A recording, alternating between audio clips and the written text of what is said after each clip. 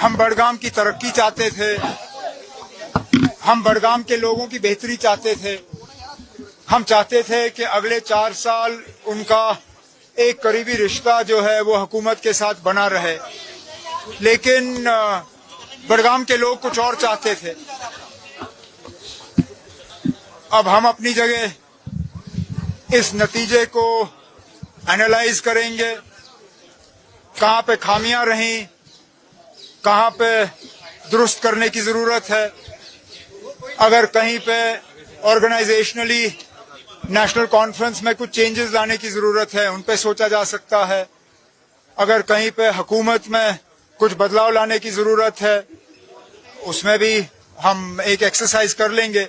लेकिन नतीजा आज ही निकला है, इसमें जल्दबाजी में नुकसान ही होगा।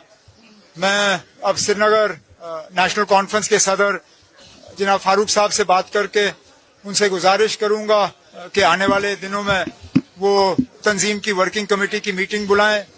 हम बैठ के तफसीलन न सिर्फ बड़गाम बल्कि नगरोटा के हवाले से भी बात करेंगे, और उसके बाद जो फैसले लेने होंगे वो फैसले हम ले लेंगे।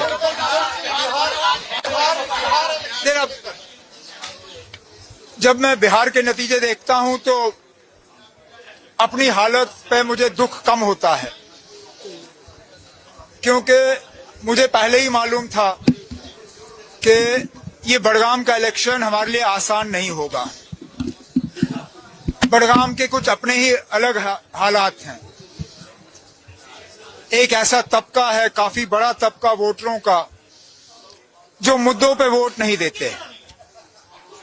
बड़गाम में सिर्फ काम देख के वोट नहीं होता। बड़गाम में एक बहुत बड़ा तबका वोटरों का ऐसा है जो फर्जों के पीछे चल के वोट देते हैं। तो मुझे पहले से ही मालूम था कि जिस तरह के हालात बन रहे हैं, बड़गाम हमारे लिए आसान नहीं होगा।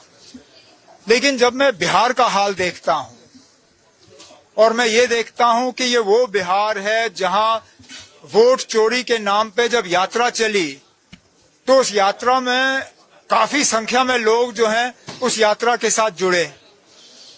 उस यात्रा के बाद कांग्रेस को लगा कि उन्हें ढेर सारी सीटें जो हैं उनमें कामयाबी मिलेगी। उसी यात्रा के बुनियाद पे शायद सीट शेयरिंग और ज्यादा मुश्किल हुआ।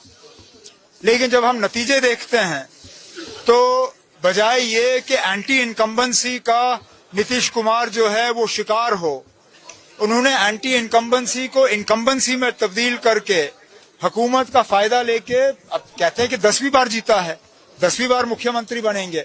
ये अपने आप में कोई मामूली बात नहीं है, और अच्छा होगा अगर कुछ बाकी रियासतें भी सीखें कि आखिरकार उन्होंने क्या किया वोटरों के लिए, जो कि दूसरी जगहों में किया जा सकता है। एक चीज तो जरूर देखने को मिलती है कि नीतीश कुमार साहब ने जात और कास्ट को एक तरफ रख के जो महिलाओं के लिए किया, जो औरतों के लिए किया, और जो खसूसी कुछ स्कीमें वहां पे महिलाओं के लिए बनी, उसका उनको भरपूर फायदा जरूर मिला। अगर नुकसानदायक नहीं रहा होता, देखिए इतना मैं जरूर कहूंगा कि अंग्रेजी में एक कहावत है, you cut your nose to spite your face.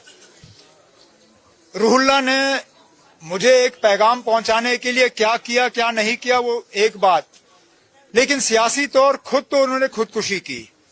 लेकिन सुनिए ना, क्योंकि जो शख्स वहां से जीता है वो कभी रूहुल्ला को वहां दोबारा उठने नहीं देगा। मैं दोबारा उठ जाऊंगा, रूहुल्ला कभी दोबारा बड़गाम में उठ पाएगा या नहीं, ये तो सिर्फ रूहुल्ला तय कर सकता है। लेकिन चलिए, जो हुआ सो हुआ। अब तंजीम को करना होगा वो हम कर लेंगे।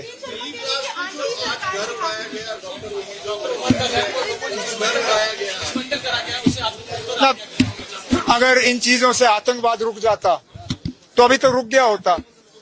आपने पहलगाम के बाद भी कितने गाड़ उड़ाए, रुका ही है। मुझे तो डर इस बात का है कि इन चीजों से नाराजगी और गुस्सा और बढ़ जाता है। लेकिन ये फैसले हमारे हाथ में है नहीं। जो लोग ये फैसले करते हैं उन्हें अपने फैसलों पे गौर करना चाहिए, क्या इन चीजों से वो आतंकवाद रोक पाए या नहीं। मैं भी 6 साल वजीर आला रहा और सिक्योरिटी की जिम्मेदारी मेरी थी। हर साल मिलिटेंसी के हमलों में कमी आई, लेकिन हमें कहीं पे भी इस तरह घर उड़ाने की मजबूरी जो है महसूस नहीं हुई।